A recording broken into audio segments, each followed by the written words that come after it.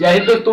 आज की इस वीडियो में हम बात करने वाले हैं रुधिर वर्ग के बारे में। रुधिर वर्ग क्या होता है, इसकी क्या महत्व होती है, जानकारी से रुधिर वर्ग क्या है और रुधिर वर्ग के बारे में किसने बताया, रुधिर वर्ग कितने प्रकार के होते हैं, इन सभी बातों के बारे में आज हम जानेंगे। तो दोस्तों, प्राचीन काल में क्या होता था, किसी मनुष्य को अगर चोट लग जाती थी तो उसका अधिक रक्तस्राव होता था, यानी कि उसके शरीर से जो रुधिर होता है बहुत ज्यादा बढ़ जाता था। तो उस समय के जो डॉक्टर होते थे उनको पता नहीं होता था कि सभी व्यक्तियों का रुधिर जो वर्ग होता है वो अलग अलग होता है, किसी में ए पाया जाता है, किसी में बी पाया जाता है। इस प्रकार से उनको पता नहीं था कि किसका रुधिर वर्ग क्या है। ठीक है, तो वो किसी स्वस्थ व्यक्ति का रुधिर लाते थे और उस अस्वस्थ व्यक्ति के शरीर में प्रवेश कर देते थे, ठीक है, डाल देते थे। तो इससे क्या होता था कि अधिकतर जो रोगी होते थे वो मर जाते थे और कुछ ही रोगी बच पाते थे। ऐसा क्यों होता था? जिनका रुधिर सेम मिल गया वो तो बच जाते थे, जिनका अलग हो गया वो मर जाते थे। तो इसी बात को लेकर के बहुत ज्यादा टेंशन थी। ठीक है, तो उसके बाद एक वैज्ञानिक आए सन 1900 ईस्वी में। ठीक है, सन 1900 ईस्वी में एक वैज्ञानिक आए जिनका नाम है कार्ल लैंड स्टीनर।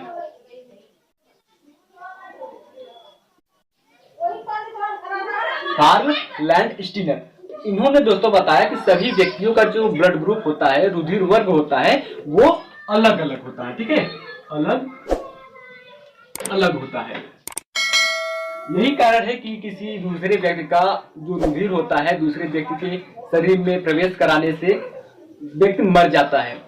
अगर रुधिर आदान करना है, ठीक है, किसी व्यक्ति का रुधिर किसी व्यक्ति को चढ़ाना है तो उसके लिए दोनों व्यक्तियों का रुधिर वर्ग जो होता है वो एक जैसा होना चाहिए। अगर ग्राही यानी कि जिसे रुधिर की आवश्यकता है उसका ब्लड ग्रुप ए है तो जिस दाता है उसका ब्लड ग्रुप भी ए होना चाहिए। नहीं तो जो रुधिर में एंटीजन और एंटीबॉडी पाए जाते हैं वो आपस में चिपक जाते हैं। अगर अलग अलग होगा तो वो चिपक जाएंगे और बड़े बड़े समूह बना लेंगे, जिससे कि उनके शरीर में जो रुधिर रहता है वो अच्छे तरीके से फ्लो नहीं कर पाता है। ठीक है, तो व्यक्ति मर जाते हैं। चलिए इसको हम परिभाषा के रूप में जानते हैं, किस प्रकार से हम अपने एग्जाम में लिखेंगे। ठीक है, आप परिभाषा कैसे लिखेंगे एग्जाम में? एग्जाम में क्योंकि आपको लिखने के लिए आता है तो इसको किस प्रकार से लिखेंगे उसको जान लेते हैं। तो बात करते हैं सर्वप्रथम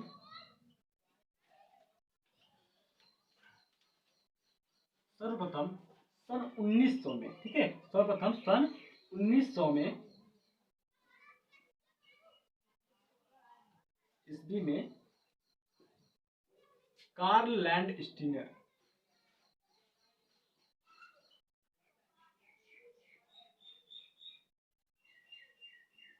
कार्ल लैंड स्टीनर ने बताया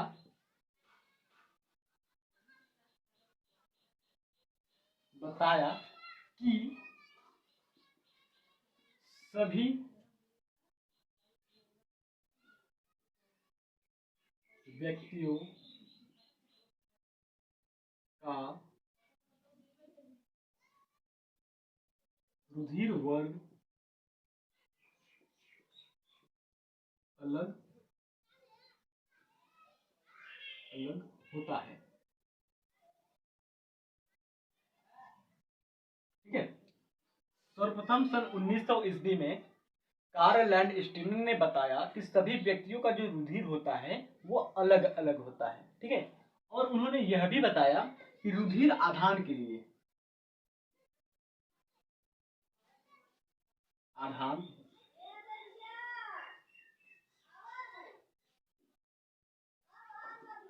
आदान नहीं करेंगे, यहाँ पर दान करेंगे, जो अच्छा लगेगा। ठीक है, रुधिर दान के लिए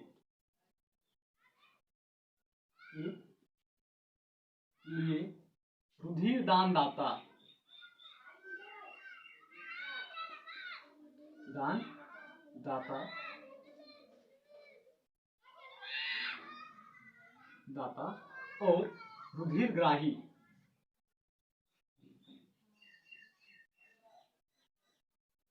ग्राही का रुधिर वर्ग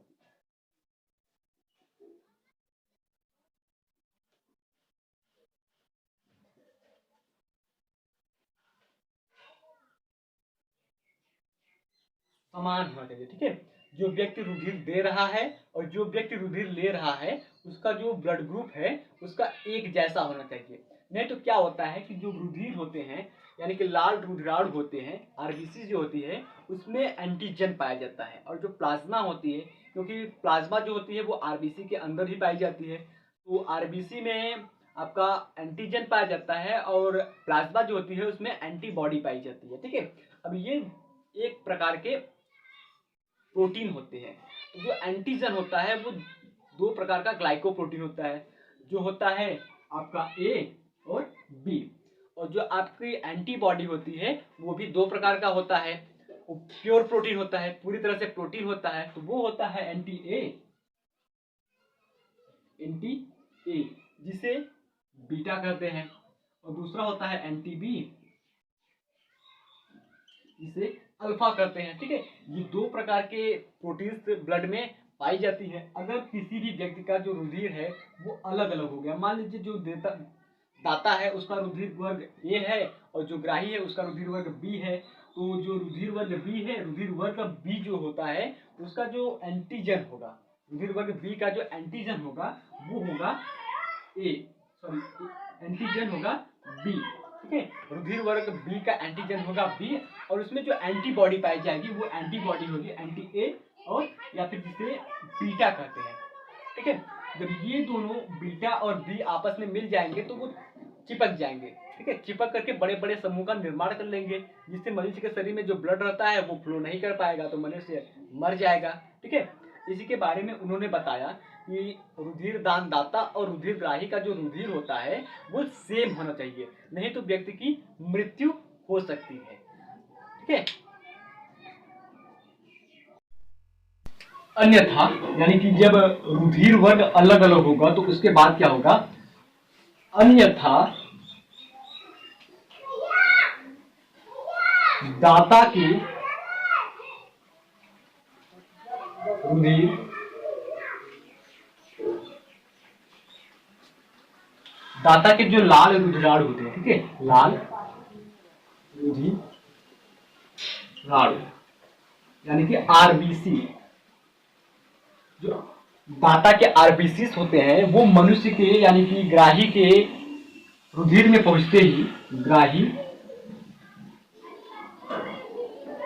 रुधिर में पहुंचते ही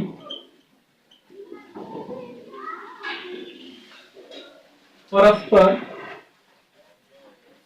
बड़े बड़े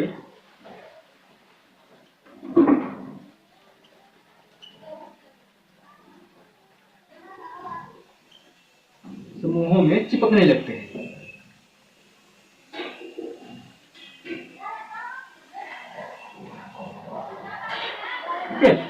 अगर दाता का रुधिर और ग्राही का रुधिर अलग अलग होगा तो जो दाता होगा उसका रुधिर ग्राही के शरीर में पहुंचते ही दाता के लाल रुधिराणु यानी कि आरबीसी जो होते हैं वो बड़े बड़े समूहों में आपस में चिपकने लगते हैं। तो इस चिपकने की क्रिया को कहते हैं रुधिराणु अभिश्लेषण। ठीक है, ये जो रुधिर चिपकता है इस क्रिया को कहते हैं, इस क्रिया को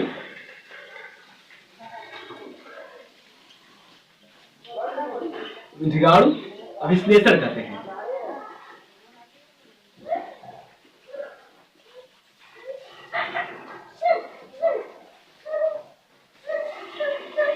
जिससे मनुष्य की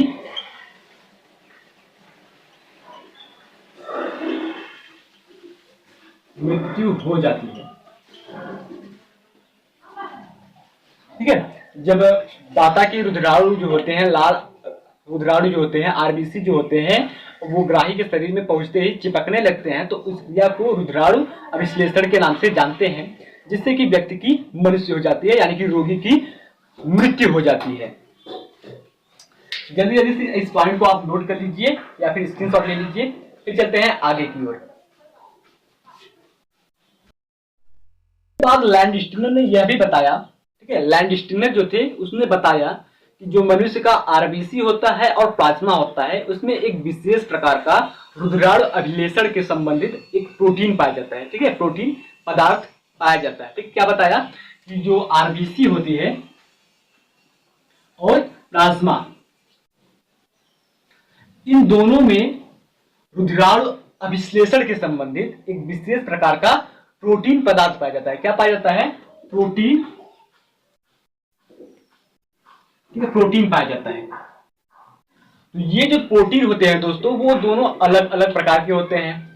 अब जो आरबीसी होती है, आरबीसी में जो प्रोटीन पाया जाता है वो आपका एंटीजन होगा, ठीक है, एग्लूटोजन होगा। जैसे आरबीसी में जो पाया जाता है वो होगा आपका एंटीजन, ठीक है, एंटीजन, एंटीजन होगा। इसी को हम एग्लूटोजन के नाम से भी जानते हैं। अब इसमें जो प्रोटीन पाया जाएगा, यानी कि एंटीजन में जो प्रोटीन पाया जाएगा वो दो प्रकार का होगा। कौन होगा? अब आपका हो जाएगा ए और दूसरा हो जाएगा बी, ठीक है, बी, ठीक है, कंफर्म हुआ। जो आरबीसी में प्रोटीन पदार्थ पाया जाता है उसे एंटीजन कहते हैं, और जो एंटीजन होता है वो दो प्रकार का होता है, एक होता है ए और दूसरा होता है बी। फिर उसके बाद प्लाज्मा की बात करें, ठीक है, प्लाज्मा, जो प्लाज्मा में पाया जाता है उसे कहते हैं एंटीबॉडी, एंटीबॉडी। अब ये भी दो प्रकार का होता है। जो एंटीबॉडी होता है दोस्तों प्लाज्मा में पाया जाने वाला, ये भी दो प्रकार का होता है। एक होता है एंटी ए, जिसे बीटा कहते हैं, ठीक है, या फिर इसी को हम स्मॉल बी या फिर बीटा से दर्शा सकते हैं, बीटा के रूप में दिखा सकते हैं। और दूसरा होता है एंटी बी, एंटी बी। अब इसी को दोस्तों हम यहां पर स्मॉल बी होगा, इसी को हम स्मॉल बी या फिर अल्फा, अल्फा के रूप में दर्शा सकते हैं। अब दोस्तों हमने क्या बताया कि रुधिर दाता का और रुधिर ग्राही का जो ब्लड ग्रुप होगा वो अलग अलग होगा। तो आपस में जो उनकी आरबीसी होती है दाता की, वो चिपक करके बड़े समूह बना लेगी। तो यही पॉइंट है, ठीक है, यही वो पॉइंट है जिसके कारण जो दाता की आरबीसी होती है वो परस्पर चिपक करके बड़े बड़े समूह बना लेती है। चलिए हम अब उसको जानते हैं, ठीक है। उन्होंने तो ये बता दिया कि जो ब्लड होता है उसके आरबीसी में एंटीजन पाया जाता है और जो प्लाज्मा होता है उसमें एंटीबॉडी पाया जाता है। ये दो प्रकार के होते हैं, एंटी ए, एंटी बी। और जो एंटीजन होता है वो दो प्रकार का होता है, एक ए होता है, एक बी होता है, ठीक है। जब एंटीजन ए, ठीक है, एंटीजन ए एंटीबॉडी बी के संपर्क में आएगा तो वहां पर कुछ नहीं होगा, ठीक है, वहां की जो रुधिराणु होगी वो आपस में चिपकेगी नहीं। जैसे ही एंटीबॉडी ए एंटीजन ए के बीच में आएगा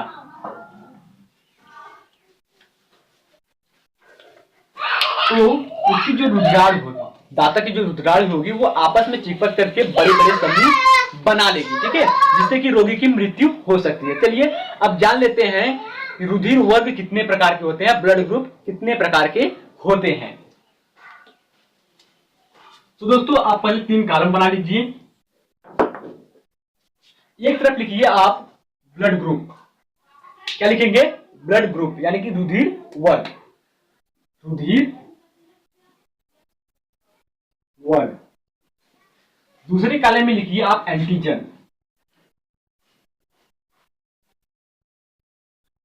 और तीसरे कॉलम में लिखिए एंटीबॉडी, एंटीबॉडी, ठीक है। अब हम जानेंगे रुधिर वर्ग कितने प्रकार का होता है, उनमें पाए जाने वाले एंटीजन कितने होते हैं, और उसमें पाए जाने वाला एंटीबॉडी कौन सा होता है, या फिर एंटीबॉडी पाया जाता है या फिर नहीं पाया जाता है। इन सभी बातों को हम आज जानेंगे। चलिए शुरू करते हैं। तीसरा प्रकार का ब्लड ग्रुप होगा, ठीक है। तीसरा ब्लड ग्रुप जो होता है वो होता है ए बी। तीसरा ब्लड ग्रुप होता है ए बी, और इस ब्लड ग्रुप में जो दोस्तों एंटीजन होता है, यानी कि जो हमारा प्रतिजन होता है वो ए और बी दोनों होता है, ठीक है, ए और बी दोनों होता है। तो यहां पर लिखेंगे ए और बी दोनों, ठीक है। इसका जो यानी कि ए बी ब्लड ग्रुप का जो एंटीजन होगा, प्रतिजन होगा, वो ए और बी दोनों होगा। फिर उसके बाद जो इसमें एंटीबॉडी पाई जाती है वो नहीं पाई जाती है, एंटीबॉडी अब्सेंट होती है। हमने आपको बताया था कि किसी किसी ब्लड ग्रुप में एंटीबॉडी जो होती है, यानी कि प्रतिरक्षी जो होती है वो अब्सेंट होती है, नहीं पाई जाती है। फिर उसके बाद हमारा चौथा ब्लड ग्रुप है ब्लड ग्रुप ओ। ठीक है, ब्लड ग्रुप ओ। इस ब्लड ग्रुप में जो दोस्तों एंटीजन होती है, यानी कि प्रतिरक्षी जो होती है वो नहीं पाई जाती है। ठीक है, प्रतिरक्षी नहीं पाई जाती है, एब्सेंट होती है। फिर उसके बाद बात कर ले इसके एंटीबॉडी की। एंटीबॉडी कौन सी होती है? तो हमने आपको दो बताया था, एंटी ए और एंटी बी। तो ब्लड ग्रुप ओ में जो एंटीबॉडी होती है यानी कि प्रतिरक्षी होती है वो दोनों पाई जाएगी। ठीक है, यहाँ पर हम इसे रफ कर देते हैं, फिर इसके बाद लिखते हैं एंटी ए और एंटी बी, जिसे हम अल्फा या फिर स्मॉल बी से लिखते हैं। ठीक है, एंटी बी को, और एंटी ए को हम स्मॉल ए या फिर बीटा से लिखते हैं। ये दोनों एंटीबॉडी ब्लड ग्रुप ओ में पाई जाती है। ठीक है, आई होप आपको इतना समझ में आ गया होगा। अब चलिए हम आगे जान लेते हैं कि कौन सा ब्लड ग्रुप किस व्यक्ति को ब्लड अपना दे सकता है और कौन सा ब्लड ग्रुप वाला व्यक्ति किस व्यक्ति को अपना ब्लड नहीं दे सकता। ठीक है, तो चलिए जान लेते हैं, जल्दी से इसे हम रफ कर देते हैं, फिर इसके बाद हम आपको बताते हैं।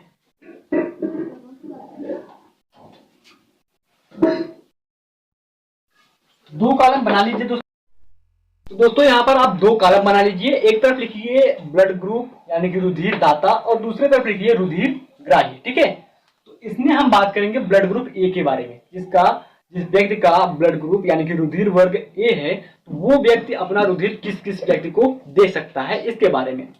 तो दोस्तों जो ब्लड ग्रुप ए वाला व्यक्ति होता है वो अपना ब्लड दे सकता है अपने समानार्थी ए व्यक्ति वाले को और दे सकता है ए बी वाले को। ठीक है, क्योंकि जो ब्लड ग्रुप ए बी होता है उसका जो प्रतिजन होता है, ठीक है, उसमें भी ए और बी दोनों पाए जाते हैं। फिर उसके बाद बात करते हैं बी वाले को, ब्लड ग्रुप बी, जिसका ब्लड का ग्रुप बी होता है, वो व्यक्ति किस व्यक्ति को ब्लड दे सकता है? तो वो भी ब्लड अपना दे सकता है अपने समानार्थी ब्लड ग्रुप बी वाले को और ए बी वाले को, क्योंकि इसमें भी प्रतिजन बी उपस्थित है। ठीक है, इसकी जो लाल रुधिराणु होगी वो आपस में चिपक करके बड़े बड़े समूह को नहीं निर्माण कर पाएगी। फिर इसके बाद बात करते हैं ब्लड ग्रुप ए बी की। दोस्तों जो ब्लड ग्रुप ए बी होता है वो केवल और केवल, ठीक है, केवल और केवल अपना ब्लड देगा ए बी को और किसी को भी नहीं दे पाएगा।